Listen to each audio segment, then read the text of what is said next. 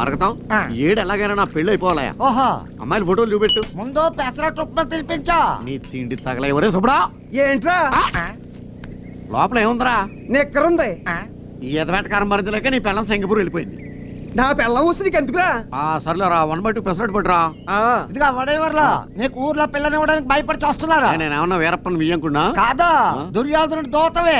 నీకు పిల్లనిస్తే ఆ పిల్లనితో కాపురం చెయ్యాలా లేక సూర్య గారితో గుండి గీయించుకోవాలా అని భయపడుతున్నారు. అంటే వాడి చావు నా పెళ్లి ఒక్కసారేనన్నమాట. వాడు చస్తేనే కానీ నాకు కళ్యాణ యోగం లేదన్నమాట. వాడు నా పెళ్లి పందిరికి ఫిలమెంట్ లేని బలువు అయిపోయాడు. నా సోమరంగతికి తలుపులు లేని కిటికీ అయిపోయాడు. నీచుడు నికృష్టుడు అని ఎప్పటికీ నేనన్నాను. నా దుర్యోధనుడు 99 మందికి అన్నయ్య, ధృతరాష్ట్రుడు కొడుకు, అభిమాన ధనుడు. అభిమానించే వాళ్ళకి కొంగు బంగారం, ద్వేషించే వాళ్ళకి దొంగ బంగారం. ఒరే కంగారు పడకరా, వచ్చింది కౌరవుడు కాదు